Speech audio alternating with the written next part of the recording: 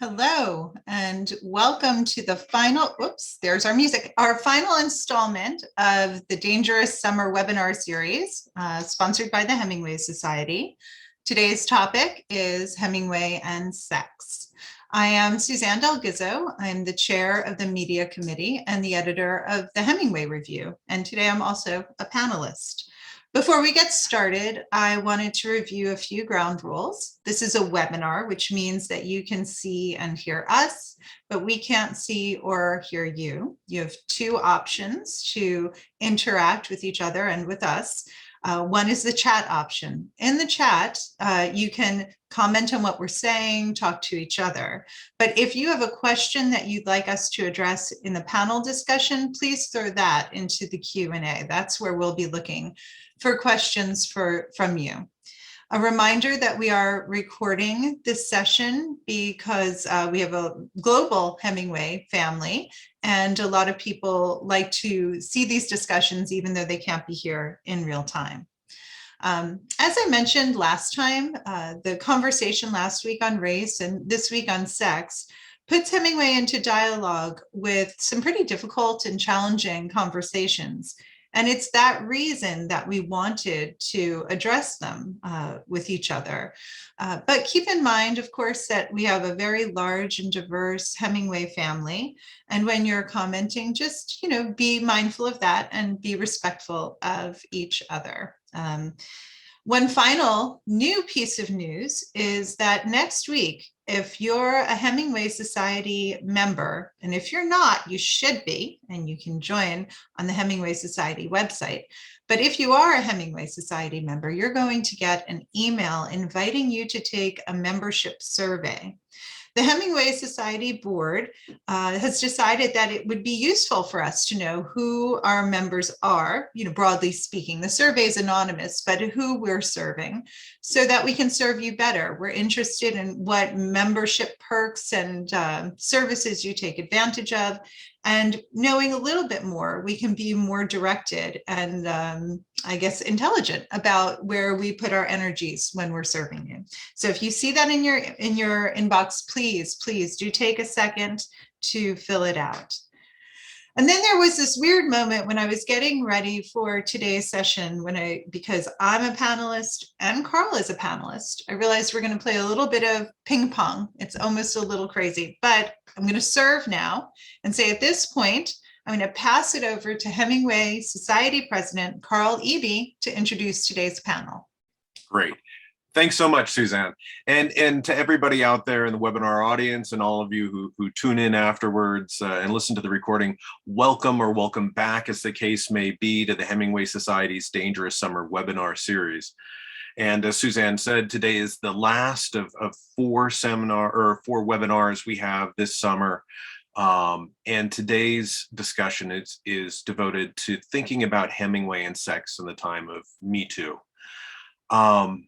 Of course, sex was one of Hemingway's major topics. It's just one of the things he wrote about. He wrote about it as often as he wrote about war or death or bullfighting or anything like that.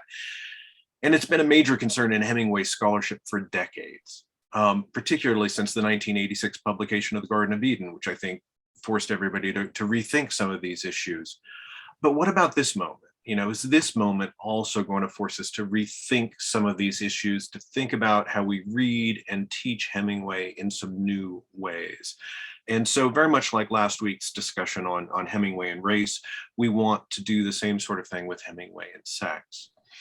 I think this is another fantastic opportunity to thank Suzanne and everybody on the media committee, Kirk Kernett, Cecil Ponder, Lisa Tyler, who's also a panelist today, Tom Bevilacqua, and Michael Von Cannon, for all of the work that they put in to putting this series together and into putting out the journal, and putting out our newsletter, our web page, our blog, our social media presence, our One True podcast, all of these things that help us to stay together, because we are a close group and we want to stay together. And of course, it's been a challenge during the last year or so. And this is something that we can continue to use going forwards, so we can be together between conferences. But I I also want to push, and to plug our conference in Wyoming, Montana next summer. You can read about it on our website. And I really look forwards to seeing many, many of you there. It's going to be a wonderful, wonderful time. Larry Grimes, who's directing the conference, and the whole committee have been putting together a really fantastic and exciting conference. And it's just going to feel so good to see everybody again, because I know we're like a big family. That said, though she needs no introduction, it's now my pleasure to reintroduce back at you the moderator for today's webinar, Suzanne del Gizzo.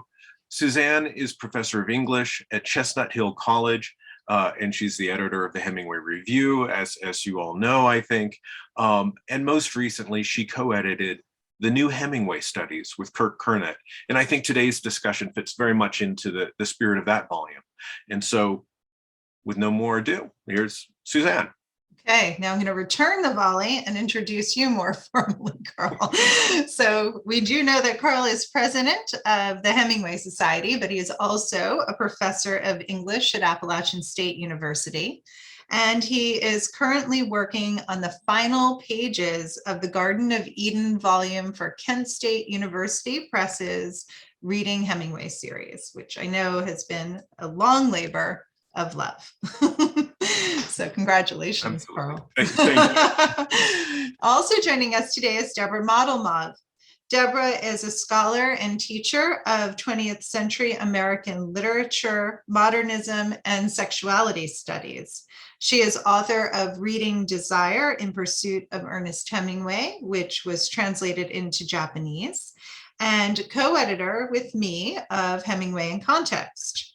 Her most recent Hemingway-related essays appear in a variety of collections. For example, a State of the Field chapter on teaching Hemingway and gender, which I confess I reread, getting ready for today's session in Teaching Hemingway and Gender, edited by Verna Kale, and an essay on a simple inquiry in Hemingway's short stories, edited by Fred Swoboda, and a State of the Field chapter on Hemingway and queer studies in the new Hemingway studies.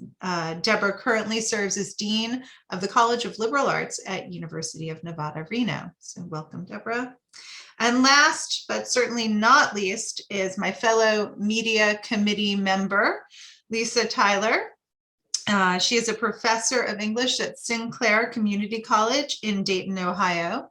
And her books include Student Companion to Ernest Hemingway and 2 edited collections, Teaching Hemingway's A Farewell to Arms, and most recently, Wharton, Hemingway, and the Advancement of Modernism. So welcome, Lisa. So I thought I would set the context a bit. I'm going to say a couple of the things that Carl said and then try to extend it a bit. Sex, sexuality, and gender studies are not new in Hemingway scholarship. In fact, you could argue that they saved Hemingway scholarship back in the 80s. Just as Hemingway's reputation was beginning to be challenged and sort of waning because his personal identity seemed so out of sync with the times, The Garden of Eden was posthumously published in 1986. And that work revealed his interest in gender play, non-normative sexual behaviors, sexual role reversal. And it really revitalized Hemingway's studies, at least in part. And it occasioned a reconsideration of all of his work in light of these themes. I don't think it's an overstatement to say that gender studies and sexuality studies have really powered Hemingway scholarship for the past 2 or 3 decades. And in fact, 2 of the groundbreaking studies, Reading Desire and Hemingway's Fetishism, we have the authors of those works here with us today. But this conversation keeps developing, right? So we've seen the emergence of trans studies and queer studies, all of which really do suit the Hemingway oeuvre material. And so we have to keep updating and considering how these new modes of inquiry influence what we can see in this author's work. But today we're inspired by this situation and 2017, where Hollywood film producer Harvey Weinstein was accused of sexual harassment and abuse by several well-known actresses. You know, the fame of the players in that case and the ubiquity of social media created conditions for the Me Too movement to take hold in a way that it could not when the term was first introduced by Tara Burke in 2006. And it had a cascading effect of revelation after revelation. The Me Too movement also revealed what many of us already knew, that stigma, embarrassment, and fear of scrutiny prevent many survivors of sexual harassment and abuse from coming forward. And even as recently as the inquiry into New York Governor Andrew Cuomo's behavior, and I mean recent like yesterday, reveal an ongoing need for open dialogue and discussion. In brief, I think that the Me Too movement appears to have been another game changer. It has changed the way that we think about issues like power, sex, and consent, and our ability to talk about those issues openly with each other. So with all of that said, let me pose my first question to the team here. Last week, we were talking about Black Lives Matter. This week, Me Too. We've been revisiting issues. It feels like the culture, America, has really been revisiting questions of race, sex, and gender and power around those issues, and our failures to fully see and recognize each other. So in light of these current conversations, is anything changing in the way that you are thinking about your scholarship or your teaching on Hemingway? Well, I'll start us off, Suzanne. Thank you so much for that introduction. And also just thanks to the Hemingway Society and the Media Committee for putting together these wonderful panels. I think they are well-timed and well-needed. I think we should always be revisiting Hemingway and thinking about him in new contemporary light as well as new historical light, and trying to make connections between those two time periods. But I want to say I really appreciate that you brought up Tarana Burke when you mentioned the Me Too movement, because I think sometimes we forget that because of what's in the media, we forget that it is tied to race, it's tied to sexuality, it's tied to queer sexuality, it's tied to transsexuality. The Me Too movement is not a monolith. It's not just white heterosexual women who calling out white heterosexual men for their misbehavior. It's tied to power structures, and it's tied to histories of white supremacy and of homophobia, transphobia. And so I think it's really important that we look at those issues too when we look at Hemingway. But one of the things that I've been thinking about with this new moment is, how is it different from what we saw in the second wave of feminism, especially in the 70s and 80s, with people like Judith Federle, for example, writing about Hemingway's life and his work, and in such a way, in such a sort of critical way, that it convinced many feminist scholars and teachers to condemn Hemingway and even to stop teaching him. And I think there was a long effect of that removal of Hemingway from sort of the literary canon and from some of our classrooms and from some of our bookshelves. I still see that effect in the absence of Hemingway at some of the prominent conferences today. For example, the Modernist Studies Conference, he's very, very rarely a presence there.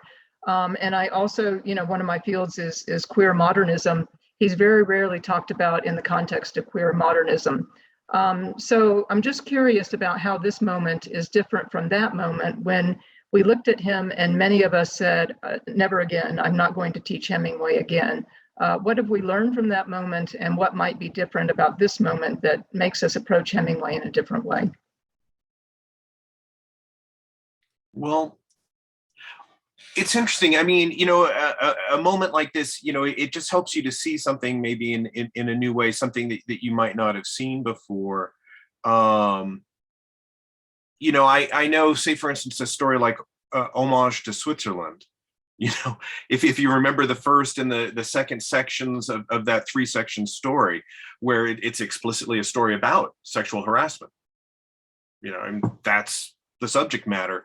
And I can't think of a lot of other modernist authors who could say they wrote a story specifically about sexual harassment or something like this.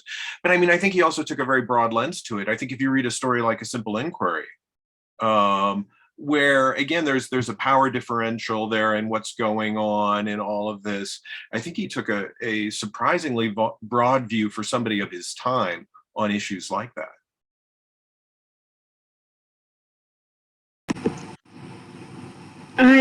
I also think in the first wave that it was a very broad brush, right? And now we're getting subtler. We're looking at more refined forms of sexism, of abuses of power than we were the first time. And I think Hemingway is very interesting on that. I mean, I think he has a lot to say about these very sort of subtle ways, not just sort of the broad brush that we were thinking of in maybe, you know, the 70s and early 80s, but when the major in Simple Inquiry looks this young man up and down, it reads very inappropriately to me. I mean, it reads like this is a commanding officer who is subjecting an underling to this sort of sexualized scrutiny in a way that is unethical.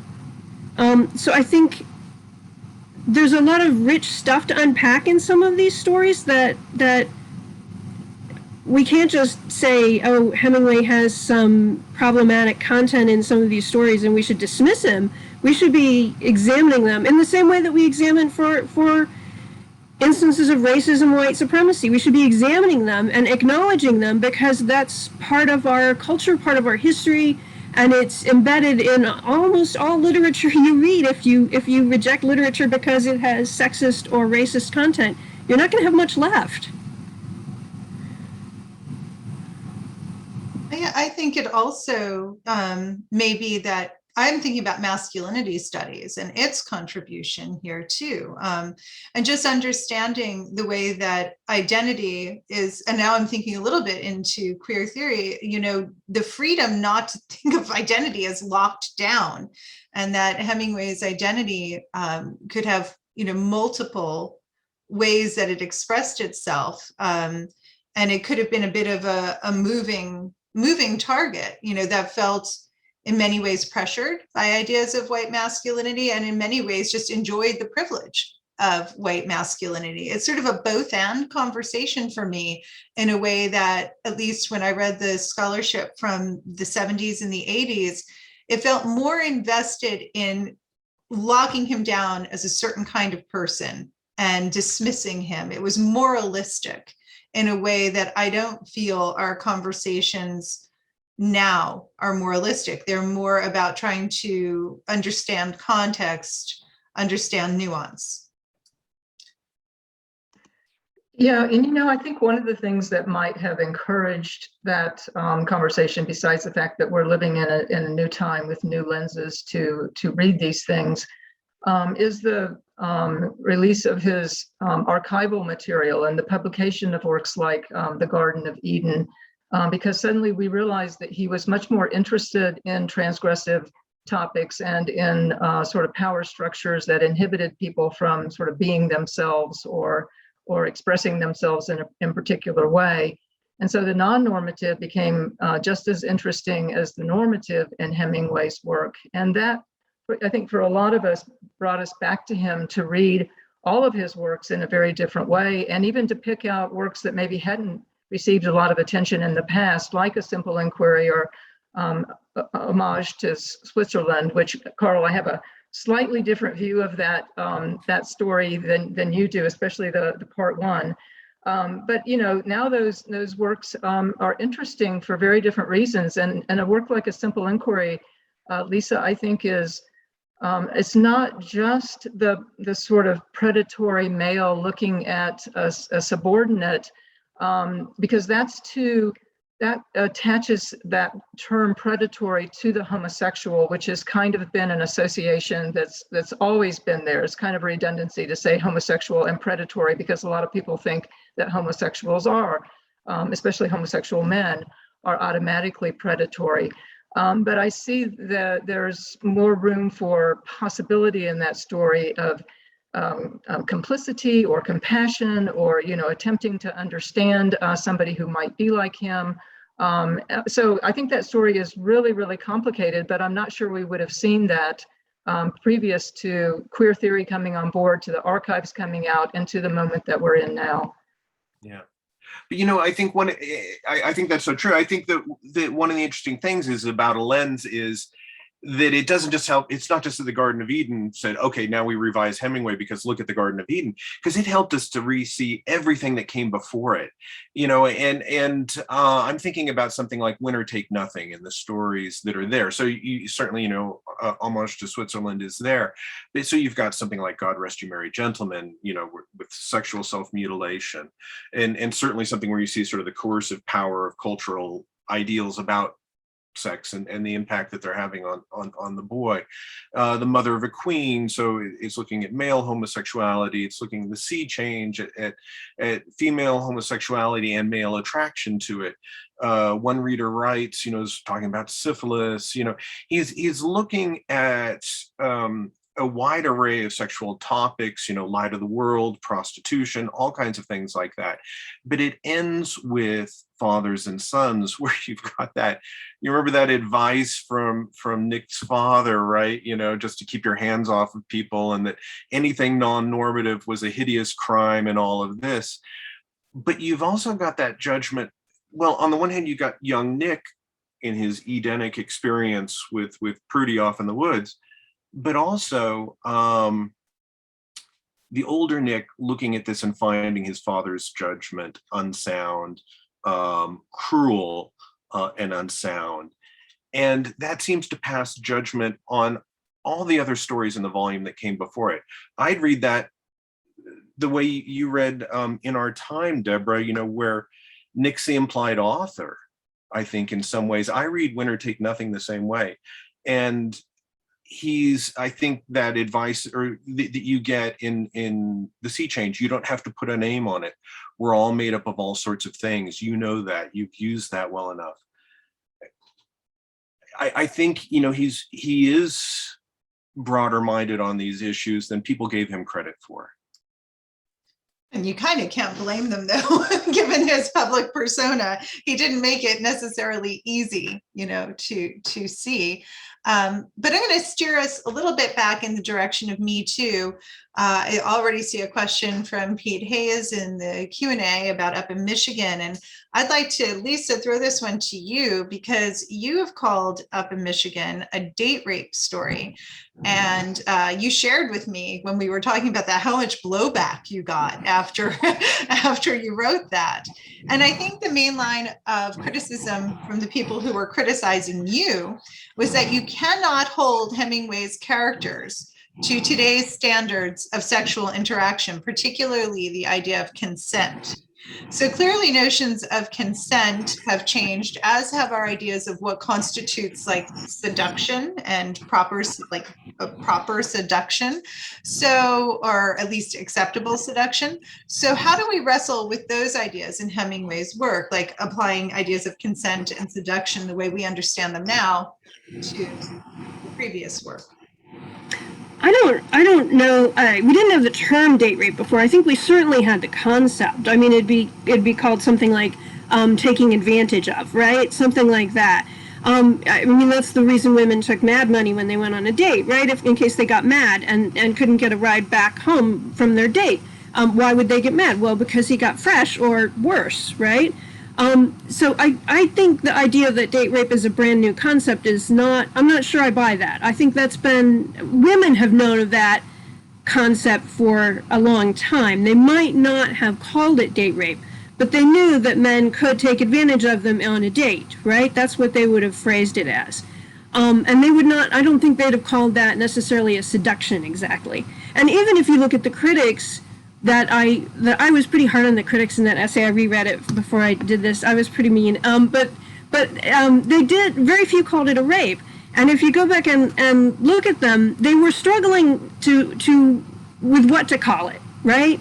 they recognized it wasn't a seduction because they called it a forcible seduction, or a seduction partly against her wishes, or things like that. So clearly they understood, even in criticizing it before my essay, that there was something wrong with this seduction, right? So I think even though we are developing our understanding now of what consent means in a sexual situation like that, that the idea that we had no concept of consent before that article came out in 1994 or something, I don't buy.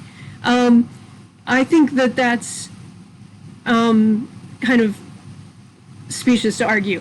I also think that if that's not a date rape, then why was it in Our Time? Because In Our Time is a book about trauma, right? It's about war trauma. It's about seeing a cesarean section and a suicide when you're a kid, and your dad's showing you more than he exposed to this stuff at such a young age. It's about marital arguments that you're exposed to as a child, between, arguments between your parents that are pretty fierce and frightening as a child. And it's about bullfighting, which also has its own traumas.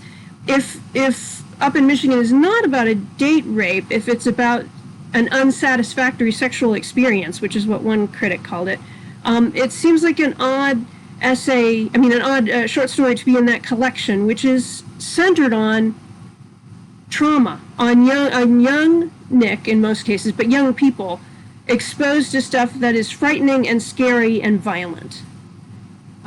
So I think seeing it as anything other, I suppose I'm arguing a dead argument here, but that most people accept it now, I think, as a date rape. I was thinking about Schopenhauer's distinction. He says when a new idea comes out, first it's ridiculed, and then it's violently opposed, and then it's self-evident, right? And I think the date rape in Up in Michigan, if it was ridiculed, it wasn't to my face, but it was certainly violently opposed in scholarly terms, because it got some strong refutations, right? There's an article by Marilyn Lupton, and there's an article by Cumley and Scholes, who both said that it was reductive to call it a date rape, but they didn't really explain very well, in my view anyway, and I'm biased obviously, what it was instead. So I think now most people, at least in my experience, most students who read it just take it for granted that it's a date rape and go on from there. Lisa, I think I love your essay. I think it really is provocative, and for our generation of students, I think maybe it is self-evident, that's what's happening there. But one of the things that I always try to do is to think about, the historical context, and then also read it from the contemporary context too. And so one of the questions would be, what was known about sex and rape? What were the definitions at the time? If a woman was involved in a situation like this, was it deemed to be her fault? Was she responsible? And so I think it's really important for us to look at that, from the time period in which the story was written. And actually the story was set in the late 19th century, right? And it's written in the 20th century, and now we're reading it in the 21st century. So we could even say we have 3 time periods to take into consideration here. But I do think that one of the things that we always have to do with that story is to connect it to power structures. And, we're thinking about it from Liz's point of view, but what about, Jim's, the sort of way in which he has been excused for what he has done? Well, he was drunk, or, she wanted it, or, he didn't know what he was doing. And I think that's been a kind of excuse that we have given a lot of men leeway on, and then women, end up taking the responsibility for it. And so we do have to recognize that there's that dynamic there between the male and the female, and the way in which it excuses men for abusing their power. And that, I think, is part of what the Me Too movement is about, that excusing of men for taking advantage of their power and advantage of women. Carl, any thoughts on this one? sort of absolutely was the word that came to mind. Yeah, and that was such an important essay. I know when you know, Suzanne mentioned this panel, I immediately thought of, you know, that essay as being timely to read in that way. But yeah, I think these questions of power are central, and the ability to see things, you know, from both characters' points of view and such. But yeah, I mean, and this would just trickle down into stories, you know, even like Hills Like White Elephants, you know, when you look at the way in which, you know, Jig is silenced and things like this, and his inability to hear her and things like this. I mean, that's an old issue, but I think it takes on somewhat of a different quality since we've been thinking about the ways in which women have been silenced, you know, through the Me Too movement too. You know, and I'd like to add one more thing here. Lisa, you may have brought this up in your essay, and I apologize if I forgot, but you know, the definition of rape has changed over time too. And so it wasn't until 2012 that the FBI considered rape to be I'm sorry, the penetration could be by anything. It didn't have to be by, you know, the male penis. It could be by anything of any person. It didn't have to be a woman, and it had to be without the consent of that victim. And so consent was introduced at that point. And so I think that's the point at which, you know, we really start to ask the question, what is consent? You know, what does it mean? Does it mean saying no once? Does it mean saying no multiple times? Does it mean saying no at a particular time, you know, in the relationship? And so we now have a very different understanding of what rape might be, but that's not to disagree with you, Lisa, that before 2012, we didn't understand that women needed to consent in order for the sex act to be mutually beneficial. Similarly, I always think about how I think it was only in the 1990s that they acknowledged, the legal system acknowledged that men could rape their wives, right? That somehow by agreeing to be married, you agreed to sex at any moment or any time. So clearly our thoughts on this have been evolving. Carla, I'm sorry, I think I cut you off, sorry. No, but I think that actually helps me to make though the point that I want to make though. But I mean, I think that one of the things that's important about great writers is that they see these moral issues before the legal system does. I think often, and they can see and call attention to those issues and see how something is rape maybe before the legal system gets there, and I think that's important. Great. You know, connected to this, I always think of up in Michigan as a really sad story, because I know Jim is definitely, you know, drunk and abusive, but in a weird way, nobody seems to really understand what's going on. It feels like a culture where young people didn't really have good visibility about what sex was and what it meant to engage in sexual behavior. And I always think about what that meant for intimacy between men and women and other sexual partners of, you know, all across the ranges. Although I expect that in homosexual relationships, the equal footing may have made those conversations and intimacies more available, more readily available. But here's my question. You know, Debra and Carl, you have worked a lot about Hemingway's interest in sex and the fact that he read sexologists and he celebrated the work of people like Havelock Ellis, and his library over the course of his entire lifetime testifies to his intense curiosity around this issue. Now, coupling that with what Carl said about his father and Fathers and Sons, or you know, Nick's father and Fathers and Sons saying, you know, that, you know, just keep your hands off people.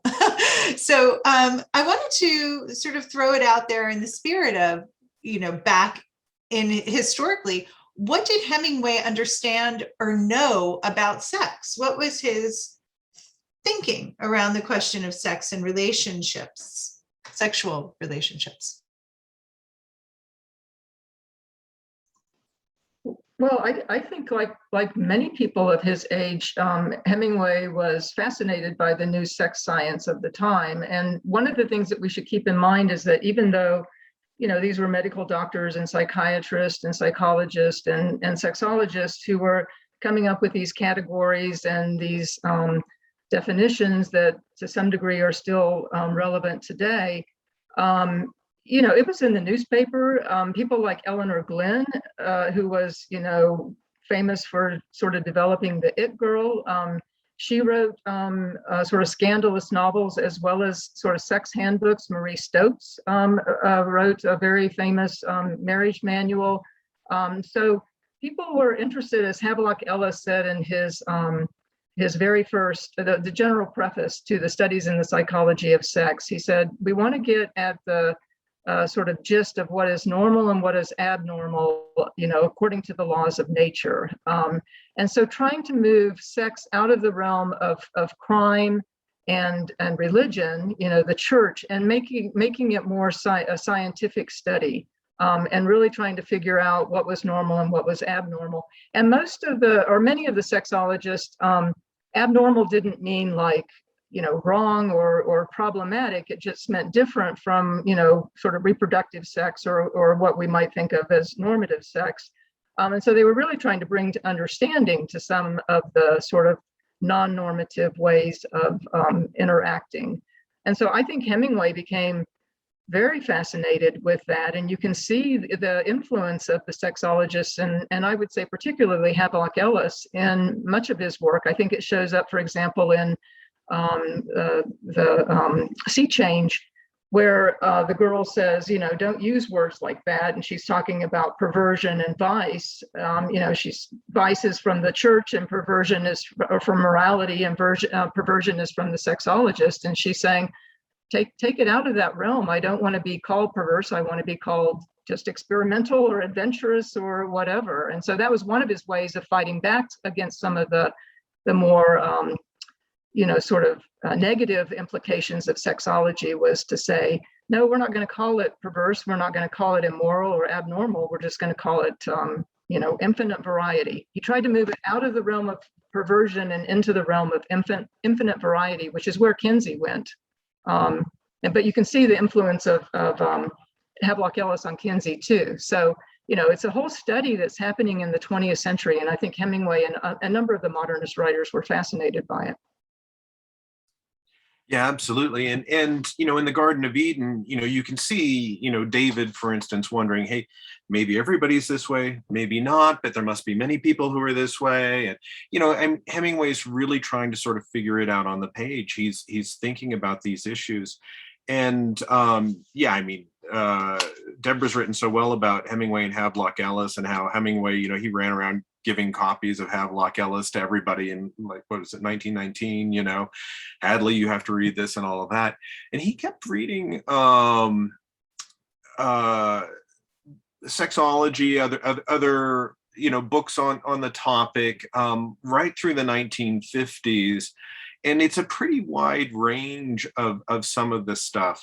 He's not reading Freud so much or something like that.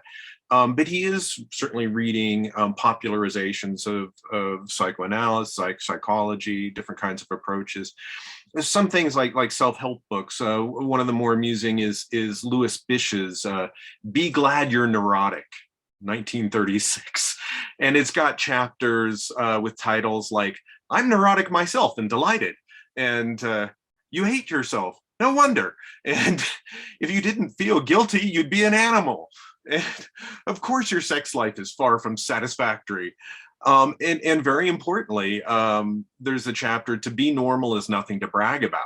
And he does this whole riff. And I'm thinking of Debra's really nice article on normality studies and the Garden of Eden. That passage, where Catherine's asking, who's normal? I never went to a normal school, to be a teacher and teach normal. Bish has this business where he says, there's something sinister in the fact that institutions that train teachers are called normal schools. And here's a word, that word normal used with a vengeance. And so it's a book with a very sort of a liberating spirit in that way. And yet it's not. I mean, it's of its time, because he says that if you're not straight, though, you need psychoanalysis. I mean, it's a conflicted book. I do think, he's trying to think about these issues for himself. I think he's also, as Gregory, he's trying to think about, Gregory's cross-dressing, his son's cross-dressing. I think another important book that he has in his library is George William Henry's All the Sexes, a study of masculinity and femininity. That, in a lot of ways for its time is relatively progressive. And it certainly, it devotes passages to even subchapters, right, to transvestism and fetishism and things like this, and all the wide variety of human sexual experience, which interests Hemingway. It certainly does have a lot of language. It's still going to talk about what's, maturity, sexual maturity, and these sort of judgmental values are certainly embedded within it, though. Great, thank you, Carl. Debra? Just one more thing. I think, I've been thinking for a very long time about how Hemingway engages with sexology. And I do think that some of the early, like the sexologists weren't monolithic either. They had very different views, and some of them were very prudish, and, reproductive sex was the only kind of sex that was acceptable.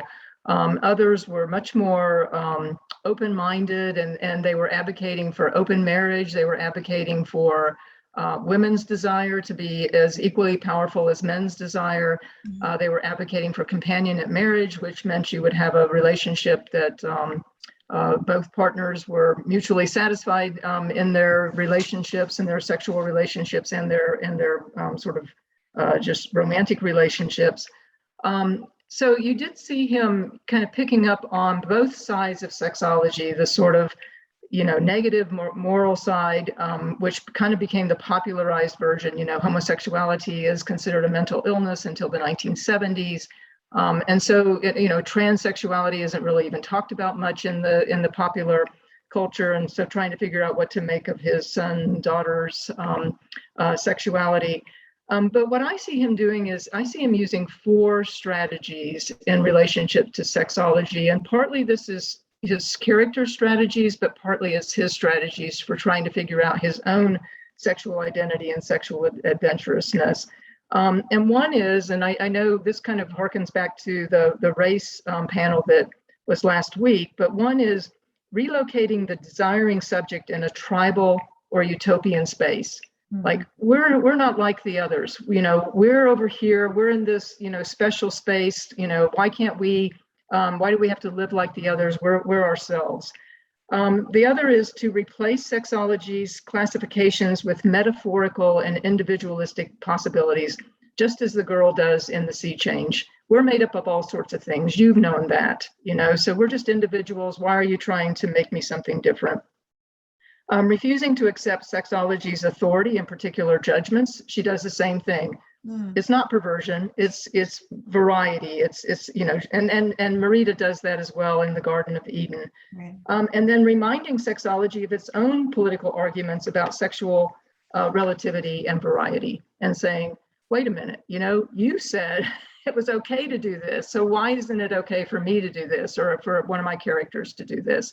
So I do see it as not like an overt conversation with sexology, but it certainly is a covert conversation that goes on through all of his work. It's very interesting to see what he's trying to do to talk back to sexology.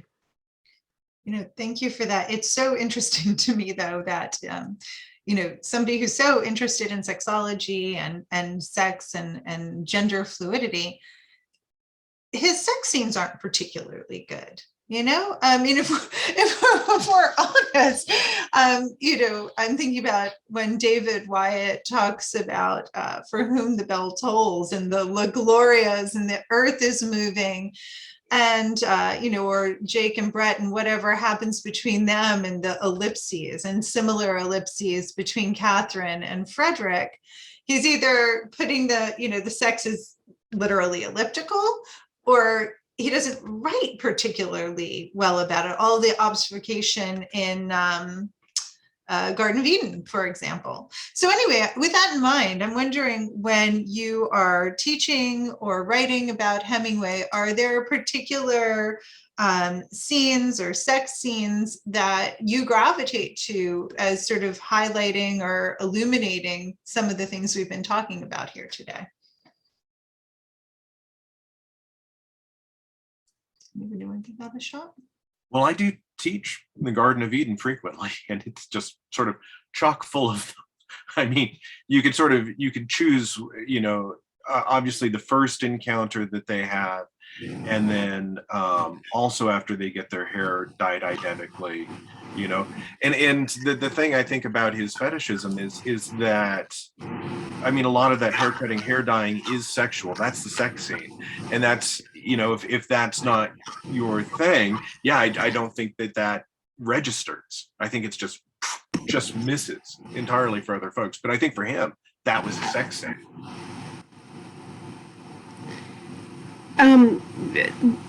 This isn't well, sex per se, but one of the things that interests me about his work is the way in which he portrays rape, because he always, not always, almost always seems to emphasize the terror of the victim in talking about rape. So if you think about up in Michigan, that's certainly true.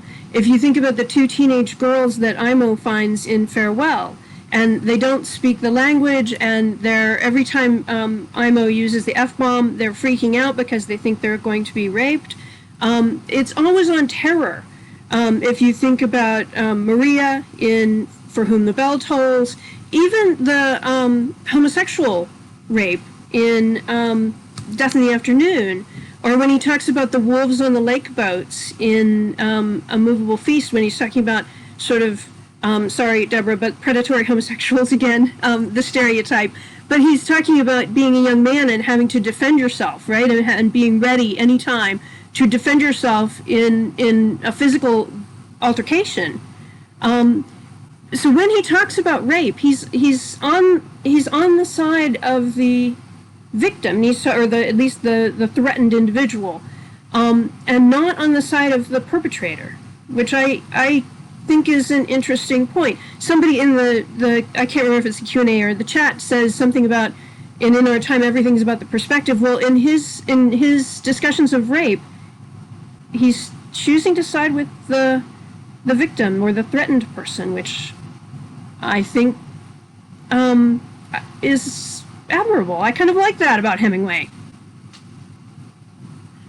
Actually, Lisa, I'd like to talk about another story, Suzanne, but you've made me think about back to a simple inquiry, because I think his sympathy there is with Panine, who is the orderly that the major is asking, "Are you corrupt?" And I found these letters, and do you write a girl? And so he's asking all of these very invasive questions, and you don't know whether the major is trying to seduce him or whether he is trying to find out whether he is homosexual to maybe punish him or protect him from others in the military. But what you see Panine doing is brilliant, because he keeps kind of deflecting.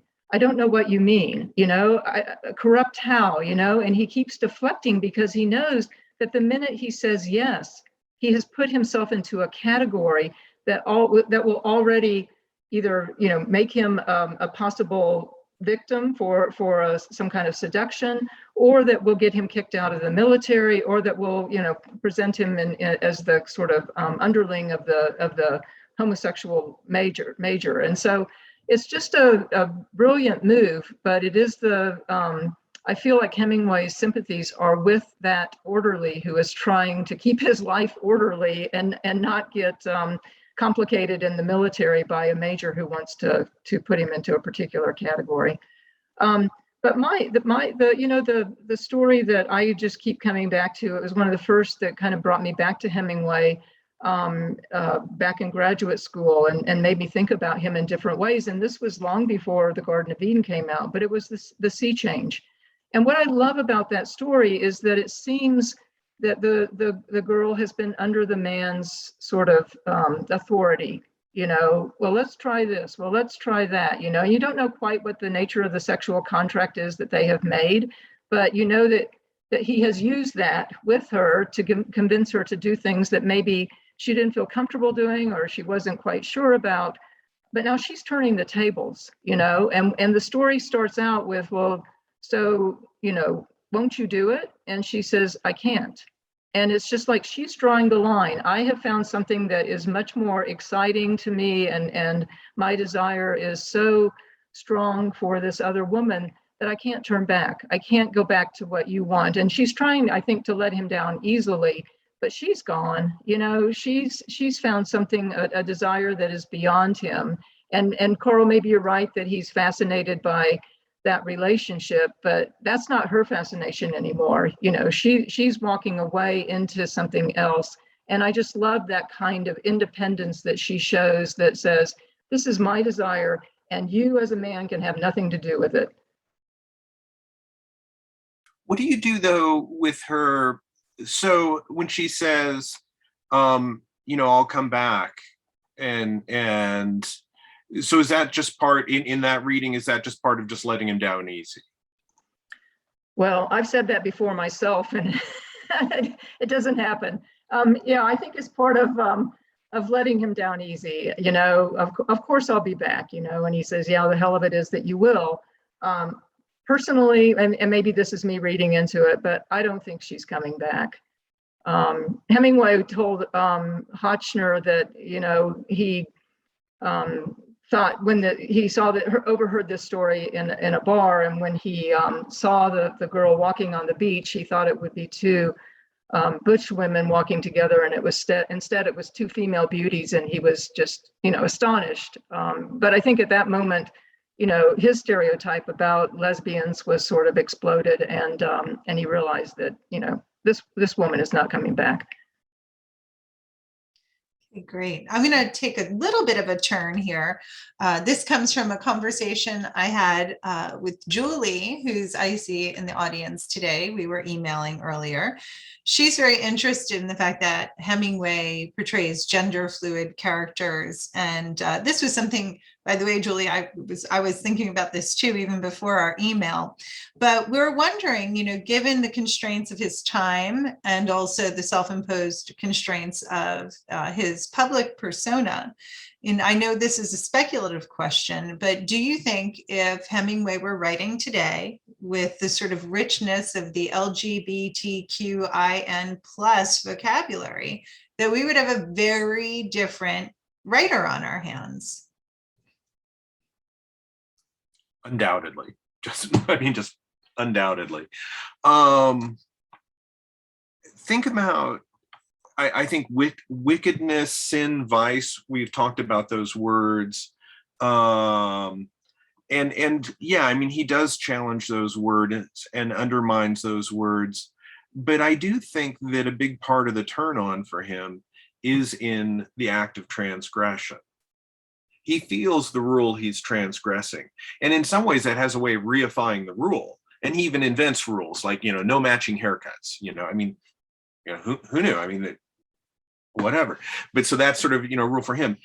But so if the societal rules around him change and it doesn't feel like a transgression, I mean, yeah, I think that doors have opened entirely. The way our culture thinks about trans identities and the range of trans identities has evolved unbelievably, in the last 20 years. And that would certainly have changed what he felt he could express and things like that. It would have changed his identity very, very, very significantly.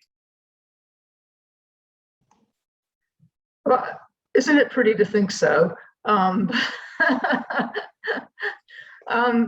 I do think he would have certainly been influenced by it. I think another component that we ought to recognize might have changed is his fascination with cross-racial desire. He was fascinated by the stereotype of the African woman who was sexually powerful. I'm so fascinated that he has his characters in the Garden of Eden try to change their race as well as their gender identities and their sexuality.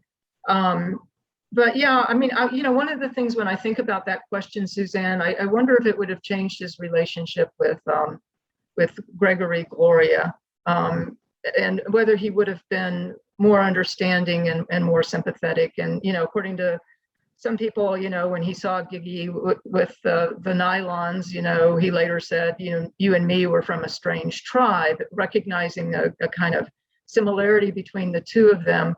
But certainly that was not the way he presented himself to Gregory Gloria, and he was so angry about it and so hostile towards Gregory that I think that was part of the difficulties that Gregory Gloria had with her life, all the way to the end.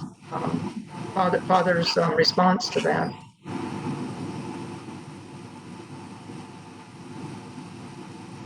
I think he also, well, the World Health Organization just changed how it referred to trans people in like 2019, said it was no longer a mental illness, which it had, that had been their stance, the World Health Organization's stance, until something like 2019. And I think Hemingway saw Gregory Gloria's behavior as symptomatic of mental illness. And I think it might, I mean, he tucks in, I guess everything reminds you of something, which I've got a paper in Edith Wharton Review that argues that the plagiarism in that essay is sort of a code for the mental illness and the trans behavior that bothered Hemingway. I think Hemingway might have been able to cope with his son's daughters' gender non-normativity. I'm not sure that's a word, but his gender differences better if he had had the vocabulary and some of the information we have today. I think Debra's right, he responded horribly badly, and I think it's because he didn't know any other way to think about it than as a form of mental illness, and I think he blamed himself for that mental illness because he felt it had been inherited from him. And I think if he'd sort of gotten away from that thinking, he might have been able to see his child more fairly and less, I don't know, less tragically, I guess, something like that. Debra, I think it's in the essay, in her essay in your book, Suzanne, the New Studies book, talks about we need trans-positive readings of Hemingway, and I think that's absolutely right. I think that's a development that needs to happen in Hemingway studies, and I'm not the person to do it, but I'm excited to read them. Okay, great. One final question from me, and then we'll dig into the questions from the audience. One thing that occurred to me, and it came up a little bit in the session on Hemingway and race, is, that a lot of these sessions, we don't revisit Hemingway's style. And his style has been celebrated as a hyper-masculine style. It's whittled, it's terse and tense prose, all of those things. But it also occurs to me that it is a very vulnerable style, where he allows us to see characters struggling with their own thoughts. And it's a style built on silences and omission. And one of the things that occurred to me as I was preparing for today is that silence is the issue in Me Too. It's, silence is metonymically associated with trauma. It's the thing that you don't feel comfortable saying, the things that you can't say out loud. And so I just was wondering, and I, really have no preconceived ideas, but, is there a way in which these discussions around sexual trauma change the way we might read his style, and that's those silences and the omissions of that style?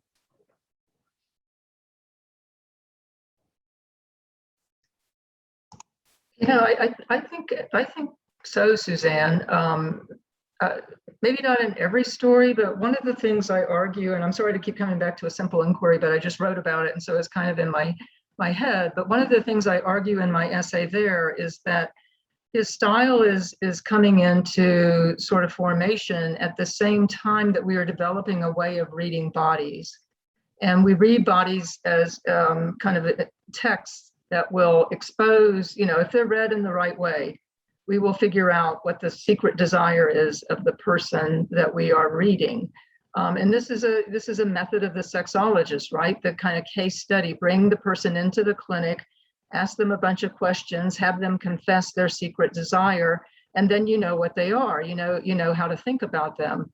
And so it's very interesting to watch Hemingway's elliptical style sort of working with that method of reading, where the reading subject, the subject being read, tries to resist, too much information, divulging too much information, because then that exposes them in a way that isn't the way they want to be read. And so there's a kind of play of cat and mouse, like, I know you're going to read me, I know you're going to surveil my body and try to figure out who I am, but my job is to try to deflect that and try to move that into a different space and have you read me differently.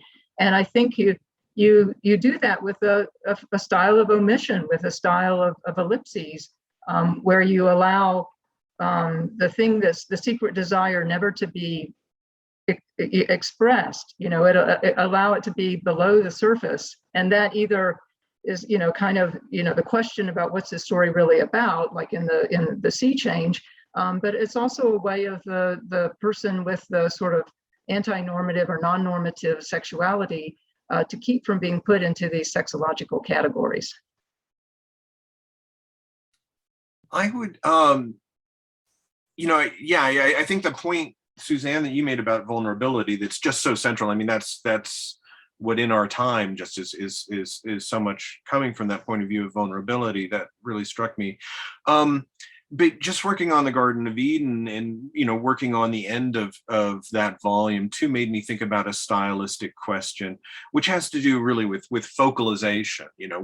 Where is a story focalized through? Which character? Who's the camera angle? Whose minds do you have access to? These sorts of questions. In Reading Desire, Deborah, you wrote so well about the way in which Jenks edits Hemingway into a vision of, the sort of the macho man that was handed down to us by the public image in so many ways. As you come to the end of the Garden of Eden, so many pages, and here I'm not talking about one passage or two passages, I'm talking about 25-page stretches of the manuscript, are focalized through Marita, and you're in her head. And there are other passages in there that are focalized through Catherine or through Barbara in the manuscript. And those have all been edited out, to put everything focalized through David in the version that we get, in the Scribner's edition, edited by Tom Jenks. And that's a form of silencing of, these voices and the internal voices of these female characters. And, sort of the Me Too movement, this really has gotten me to think about that particular stylistic issue.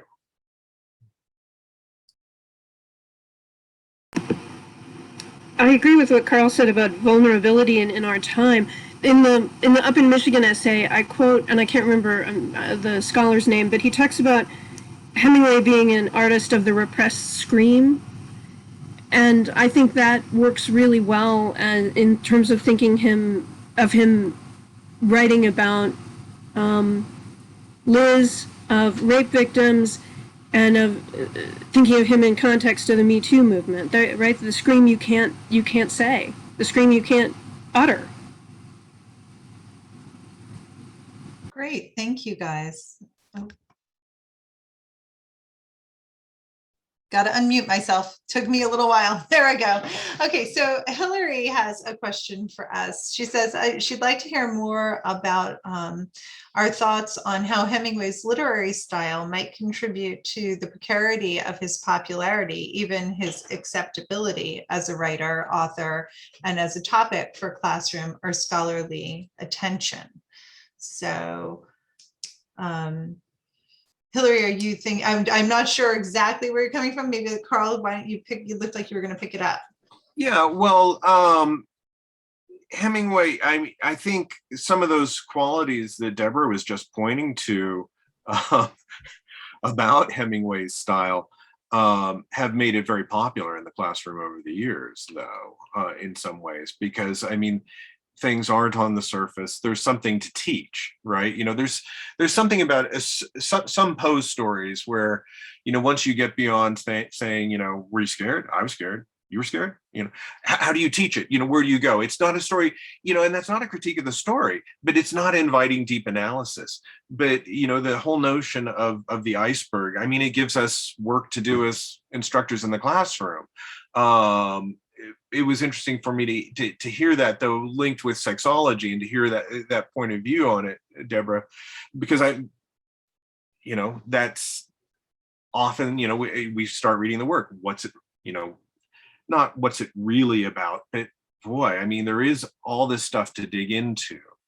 And so I think his style actually works very much in favor of him in the classroom, makes his work very teachable. Yeah, I think his style at the best, it seems simple, but it's very complex. It hides character complexities, it hides story complexities. At least I love the idea of the repressed screen, you know, that there's something beyond that we cannot see, but we know is there, and trying to figure out what that might be. And I think sometimes he resists our knowledge, you know, we're just never going to touch it. We can understand that it exists, but we can't sort of name it. But other times I think we can name it. You know, he said the Big Two-Hearted River was about the war, but no mention of the war in it. But it took people a long time to sort of see that. And now when I read that story, I'm like, how did people not see that? Because it just seems so obvious to me. But you know, that's why I think we keep coming back to Hemingway, because there's things under the surface, and you know, he deliberately put them there. For us to sense and then try to uncover and discover and talk about. And so I really like that. I think that works well with the idea of sexuality, and to a certain degree, the sort of trauma that the Me Too movement is pointing to, that there are things below the surface that we have not been able to talk about, and now we are talking about them, and we are surprised but not shocked that there is so much of that there. I sometimes wonder, in the, I don't know why, but past couple of months, I've been thinking about Hemingway's style and this idea of being one of us, right? Being on the inside, the clique group, which is really, especially in some of the earlier writings, Sun Also Rises, really important to him. And I started wondering if it isn't ultimately a very exclusionary thing, you know, that in some ways, those of us who can get it are people who are in a similar situation, in either we share a common heritage, or you know, something in common with him that allows us to detect that. But I was wondering, you know, this is taking it in a slightly different direction recently, but whether, because now, especially as it gets older, the omission gets harder and harder to unpack for students, because they don't have the same set of, you know, same knowledge, same set of ideas and beliefs. And so I was really starting to wonder if it wasn't a way of being exclusionary and instead. And it was something that occurred to me, and I didn't know exactly what to do with it. But I thought, you know, I've been thinking a lot about cross-cultural psychology, and, you know, the fact that so many of our psychological studies privilege, you know, Western cultures and Americans, that, you know, we think we understand human nature, but what we're really saying is we understand Western rich democratic cultures, right? And this is, you know, so I was just wondering about that. Like, you know, when you put something under the surface like that, yes, it's an opportunity to retrieve it, but do you risk the fact that some people, based on their lived experiences, will never be able to retrieve it? Just a thought. It makes me think of that moment in The Sun Also Rises, where, you know, I think the typical reader comes to The Sun Also Rises not knowing anything about bullfighting. And yet, by, you know, the second or third bullfight, whatever, there's those English from Beirut who are trying to read the bullfight and they're reading it incorrectly. And as a reader, you've already figured out they're reading it incorrectly, that he's taught you how to read it in a way that you can see they're reading it wrong. And I do think an awful lot of Hemingway does teach us how to read Hemingway. It requires a certain amount of work. I mean, I think, you know, I take your point. I think it can also be exclusionary, and so much modernism can be. I mean, you know, I mean, compared to Finnegan's Wake, I mean, this is not so bad, you know, but I think he helps readers along. I think he makes our students better readers. I still think he teaches us how to read.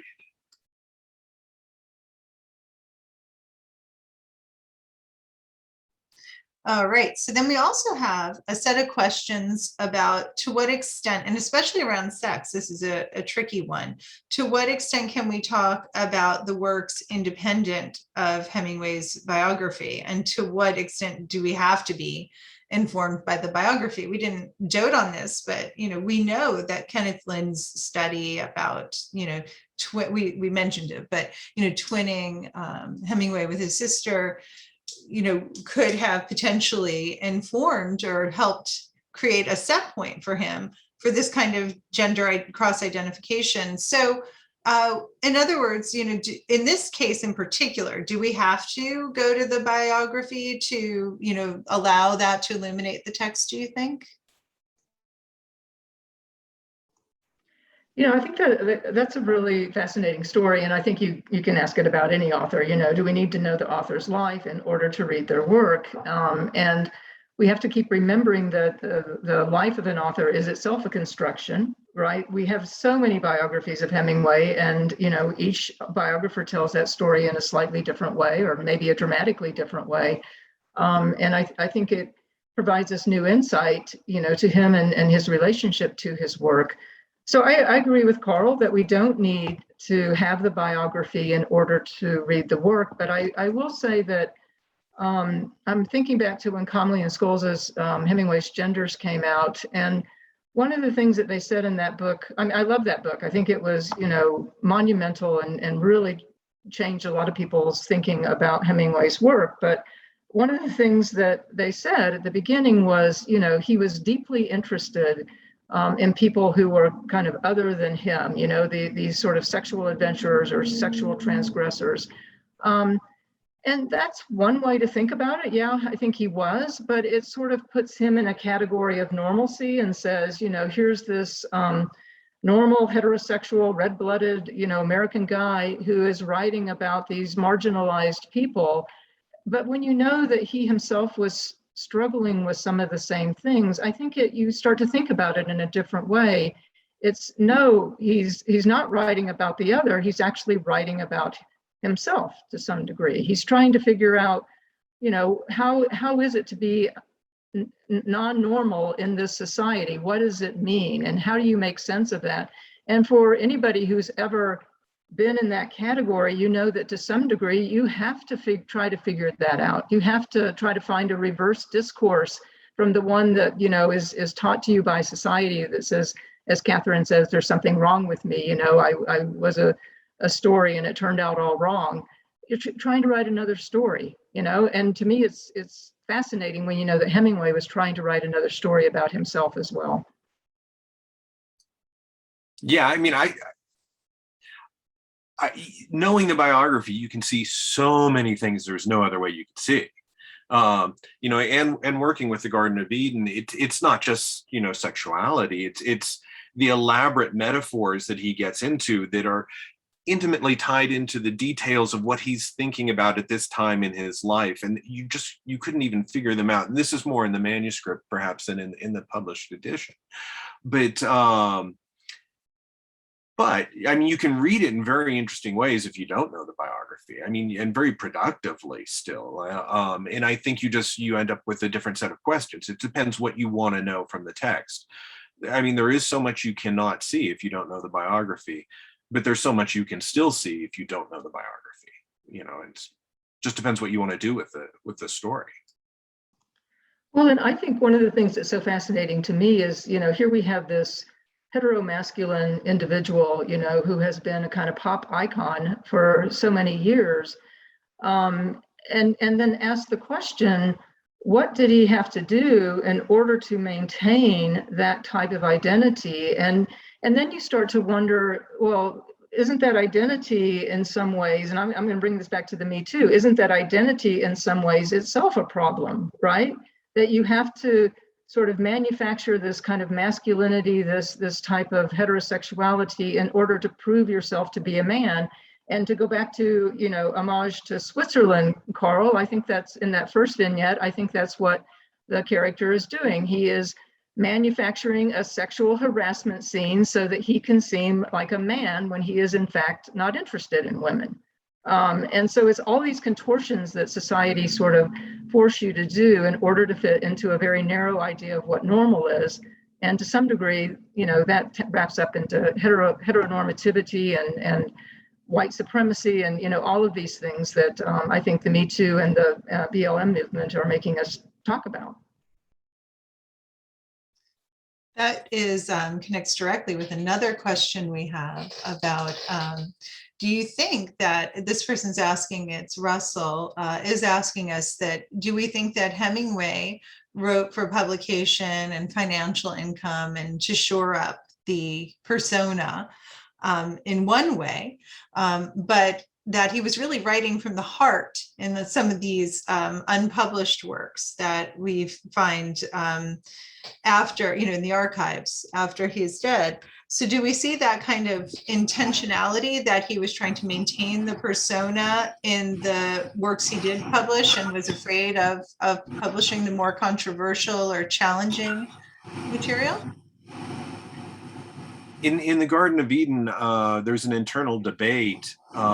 Should we publish, should David publish the the honeymoon narrative that he's writing within that text? And they think, well, maybe we'll do 5 copies, one for me, one for Barbara, one for Nick, one for Catherine. But it is unsettled. And yet, Hemingway himself was trying to finish that novel and revising that. And I think he was divided about whether or not to publish it or not. It would have been an unbelievable thing in the 1950s to publish that book. So I do think that's an internal debate within the Garden of Eden, not just in what I've just mentioned, but Hemingway is thinking very much about 1927, which is a year when his short stories go from small venues like, the Little Review and things like this, arts magazines, to Scribner's and the big magazines.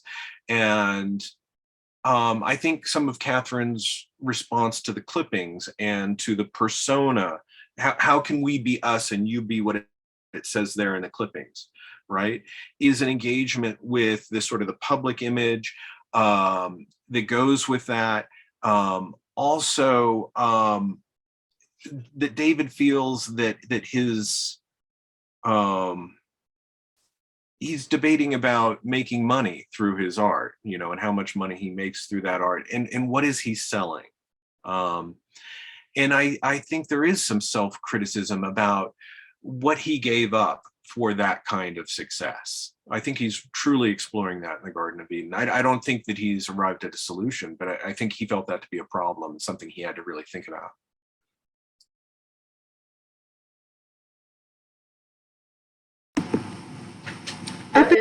It would have been an incredible thing, Carl, to publish the Garden of Eden during the 1950s with the McCarthy era, and I can't even imagine it. And I think part of him thinks this is going to be, show him in a new light. He's going to be seen as, sexually adventurous, and another part of him thinks he'll just be seen as perverse, and he will lose everything as a result of it. Early in his career with Up in Michigan, he wanted to include it in Our Time and was forced to take it out, and he hung on to it, and he made it part of his first 49 stories. He valued that story. So I think some of these stories he wrote, and he valued them even if they weren't necessarily acceptable to the public, right?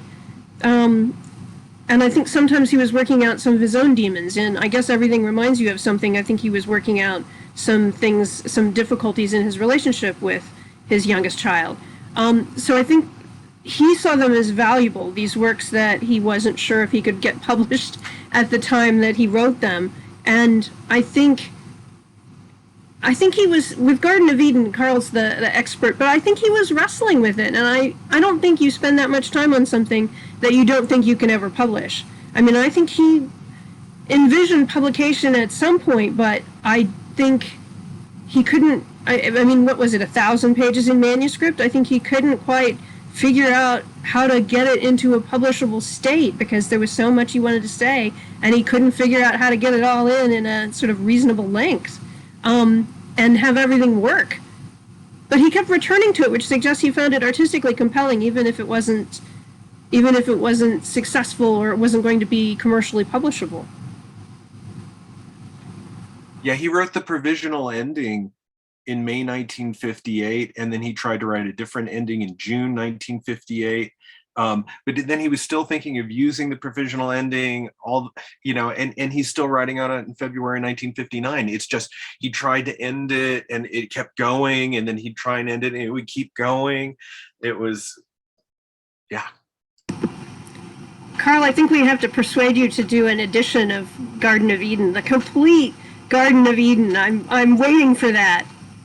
I would love to, but that one's not in my hands. That's with the family to decide if that can be published. But I would love to see it published. I think it would be almost as rejuvenating for the field as the publication of the Garden of Eden was in the Scribner's edition. I really do believe so.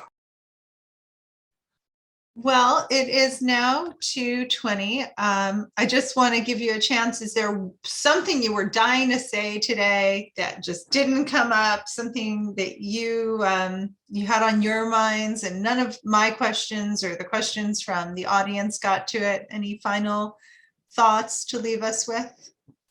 Yeah, Lisa. I keep wondering about, I don't get to teach across the river and into the trees. I have to teach sort of more mainstream stuff.